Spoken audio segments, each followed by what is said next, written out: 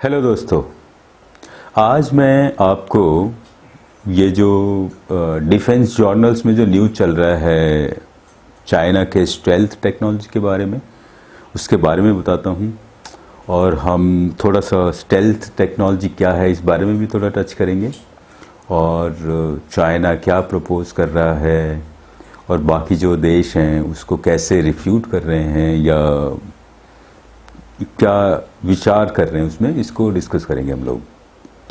तो चाइना जो है उसका एक स्टेल्थ विमान है, वो है J-20, और उनके जो दूसरे फाइटर जेट्स हैं वो हैं J-11। मेन जो जेट जो आते हैं उनके, एक है J-11 और ये है J-15। तो चाइना अभी उसने एक डिफेंस जर्नल में एक न्यूज़ फ्लैश की है कि वो जो अपनी स्टेल्थ टेक्नोलॉजी जो उसने J-20 में यूज़ की है उसको वो J-11 और J-15 में भी लगा सकता है। और जो डिफेंस जर्नल में या जो लोग उसको डिफेंस न्यूज़ को फॉलो करते हैं उसमें एक तरह से एक हड़कंप सा आ गया था बीच में कि यार ये क्या हो गया। अगर ऐसा होता है तो चाइना का जो जितना फाइटर प्लेन्स हैं, जितने भी उनके पास स्क्वाड्रन्स हैं, सब स्टेल्थ हो जाएंगे। और ये जो है जो उनके नेबरिंग कंट्रीज़ हैं जैसे भारत हो गया, उसके लिए एक बड़ी प्रॉब्लम बन जाएगी। क्योंकि जो ऐसे जैसे आप लोग जानते ही हैं, जो स्टेल्थ एयरक्राफ्ट होते हैं वो रेडार उनको इंटरसेप्ट नहीं कर पाता, पकड़ नहीं पाता है। तो लेकिन मेरा मानना ये है कि इस टाइप का टेक्नोलॉजी फ़िलहाल एग्जिस्ट नहीं करता, और अगर वो ऐसा क्लेम कर रहे हैं तो उसमें बहुत सारे चैलेंजेस हैं और इसको इतनी ईजिली ट्रांसफ़र नहीं किया जा सकता कन्वेंशनल एयरक्राफ्ट में। तो मैं थोड़ा सा टेस्ट करूंगा कि जो ये स्टेल्थ टेक्नोलॉजी एग्जैक्टली कैसे काम करती है। तो मेनली क्या होता है कि स्टेल्थ जो है एक मटेरियल होता है जिससे आप जहाज़ को बनाते हो, और जब इस पे जो रेडार की वेव्स आती हैं, तो जो रेडार की वेव्स होती हैं वो मिलीमीटर वेव्स होती हैं। मतलब उनकी जो वेवलेंथ है वो अराउंड 1 to 2 मिलीमीटर की होती है, उससे छोटी नहीं होती।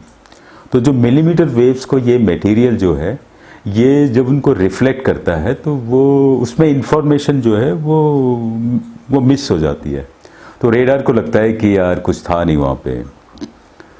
तो इस तरह से स्टेल्थ टेक्नोलॉजी काम करती है। लेकिन जो रेडार टेक्नोलॉजी है वो भी एडवांस हो रही है। तो वो जो एयरक्राफ्ट है वो बाकी चीज़ों को पकड़ने की कोशिश करते हैं, जैसे कि उनका सिग्नलिंग मैकेनिज्म है, और या फिर जो वो हीट पकड़ने की कोशिश करते हैं उनके इंजन से। तो जो फुल स्टेल्थ एयरक्राफ्ट होता है उसमें इंजन को भी आपको लो हीट पे ऑपरेट करना होता है, और जो सिग्नल्स हैं उसका भी आपको उसको मैनेज करना होता है। तो J-20 में अगर आप देखें उसमें एक इंजन लगा हुआ है WS-10B। उसमें उसका जो क्या कहते हैं थर्स्ट टू वेट रेशो है वो थोड़ा वो इनसफिशिएंट है। तो ये मतलब इसको सुपरसोनिक जाने में बड़ी दिक्कत होती है, और चाइना बहुत कोशिश कर रहा है कि इसकी जो क्या कहते हैं उसे, अगर हम थर्स्ट टू वेट रेशो बढ़ाएं तो इसमें कुछ वो लोग टर्म यूज़ करते हैं, आफ्टर बर्नर्स यूज़ करने पड़ते हैं, जिससे कि वो ज़्यादा हीट जनरेट करता है और फिर वो जो स्टेल्थ एयरक्राफ्ट है वो स्टेल्थ नहीं रह जाता। तो एक तो ये हो गया। दूसरा जो इलेक्ट्रॉनिक सिग्नल्स होते हैं उसमें कि उसकी भी डायरेक्शन एक ऐसी देनी पड़ती है कि वो मतलब रेडार उनको पकड़ ना पाए। तो चाइना ये कह रहा है कि जो उनकी टेक्नोलॉजी है स्टेल्थ की, जो कि बेसिकली एक मटेरियल पे बेस्ड है, नंबर 1।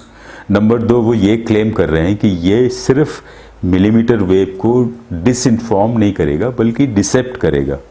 यानी वो ऐसी इंफॉर्मेशन देगा कि आपको एक की बजाय 3 एयरप्लेन नज़र आएंगे इन 3 डिफरेंट डायरेक्शंस, और आप जो है आपका रेडार जो है वो कंफ्यूज हो जाएगा और वो एक पर्टिकुलर डायरेक्शन में लॉक होने की कोशिश करेगा। तो अब मैं बताता हूँ कि जो कन्वेंशनल एयरक्राफ्ट में इस टाइप की टेक्नोलॉजी क्यों नहीं यूज़ की जा सकती। तो पहला तो ये है कि ये जो टेक्नोलॉजी कहने की कोशिश कर रहे हैं कि वो जो मतलब उसको डिसेप्ट करने की कोशिश करेगा, तो ये अभी थ्योरेटिकली वेरीफाइड नहीं है। तो जो ये कह रहे हैं कि वो जो मटेरियल एयरक्राफ्ट है उसको प्लास्टिक शो करने की कोशिश करेगा, और जो उसका रिफ्लेक्शन है उसको 3 डायरेक्शन से करने की कोशिश करेगा, वो उसका भी थ्योरेटिकल मॉडल भी रेडी नहीं है, नंबर 1। एंड नंबर 2 जो वेनिला स्टेल्थ टेक्नोलॉजी है, जो सिर्फ मटेरियल यूज़ करती है खास तरह का, जो कि मिलीमीटर वेव को डिसइंफॉर्म करता है, वो कन्वेंशनल एयरक्राफ्ट में लगा नहीं सकते। नंबर 1 बिकॉज उनका जो नंबर 1 जो इंजन्स होते हैं वो हाई हीट प्रोड्यूसिंग होते हैं, तो वो स्टेल्थ रेडी नहीं होते। नंबर 2 उनका जो इलेक्ट्रॉनिक सिस्टम होता है, कंट्रोल सिस्टम होता है, उसको भी पूरा आपको चेंज करना पड़ेगा। तो यानी एक तरह से आपने एक नया एयरक्राफ्ट ही बना दिया। नंबर 3 जो मेन यूज़ होता है जो फाइटर एयरक्राफ्ट का, जो स्ट्राइकर एयरक्राफ्ट होते हैं, वो बहुत सारा वेपनरी ले जाते हैं अपने एक्सटर्नल बॉडी में। सो विंग्स के नीचे या टेल के पास या नीचे बिलो द बॉडी, ये सारी चीज़ें जो हैं ये डिटेक्ट हो जाती हैं रेडार के द्वारा।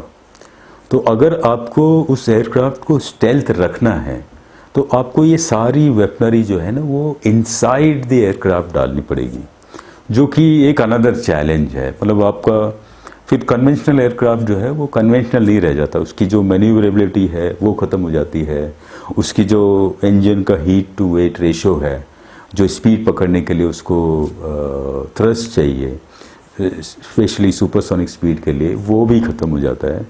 तो इसका कोई मतलब नहीं रह जाता। तो मेरा मानना यह है कि ये जो टेक्नोलॉजी वो यूज़ कर रहे हैं ये अभी फार फ्लंग है, ये यूज़ नहीं की जा सकती और इस पे हमें ज़्यादा वो नहीं देना चाहिए। बट यस, ये थ्योरेटिकल मॉडल इसका है और इसको थोड़ा और जानने की कोशिश करनी चाहिए। तो दोस्तों, ये जो चाइना का जो स्ट्रैटेजी होती है वो अपने नेबर्स को या बाकी कंट्रीज़ को डराने की होती है। ये जो टेक्नोलॉजी वो बता रहे हैं कि वो मटेरियल को जो कन्वेंशनल एयरक्राफ्ट में उसमें पेंट कर देंगे और वो चल जाएगा, ऐसा कुछ नहीं है। ये एक हवा है, इसका ना कोई थ्योरेटिकल मॉडल है, ये जस्ट एक कॉन्सेप्ट है। और अगर ऐसा कुछ एग्जिस्ट करता भी है तो मुझे नहीं लगता कि ये 10 से 15 साल से पहले इस टाइप की टेक्नोलॉजी को डेवलप किया जा सकता है। तो इससे डरने की ज़रूरत नहीं है। आप जानते हो इसमें ना जो युद्ध में डिसेप्शन बहुत ज़्यादा यूज़ किया जा सकता है। उसका सिर्फ एक ही एम है कि बाकी लोग समझे कि हम टेक्नोलॉजिकल सुपर पावर है, जो कि कुछ नहीं है। तो दोस्तों, भारत जो है वो उसका ऐसा कोई इरादा नहीं है कि वो कन्वेंशनल एयरक्राफ्ट को स्टेल्थ में कन्वर्ट करें। हम एक नॉर्मल तरीके से जा रहे हैं, हम एक स्टेल्थ टेक्नोलॉजी को विकसित कर रहे हैं जो अभी लेबोरेटरी स्टेज पे है। तो और हमारा ऐसा कोई प्लान नहीं है और हमें कोई फ़िलहाल डरने की ज़रूरत नहीं है। तो ये था आज का वीडियो। अपने कमेंट्स प्लीज़ हमें बताएं कि आपको कैसा लगा और आप और क्या जानना चाहते हैं डिफेंस के बारे में। हम आपको ऐसे न्यूज़ से अवगत कराते रहेंगे जो लेटेस्ट चल रही है आजकल। सो एंजॉय कीजिए दोस्तों। Thank you. जय हिंद।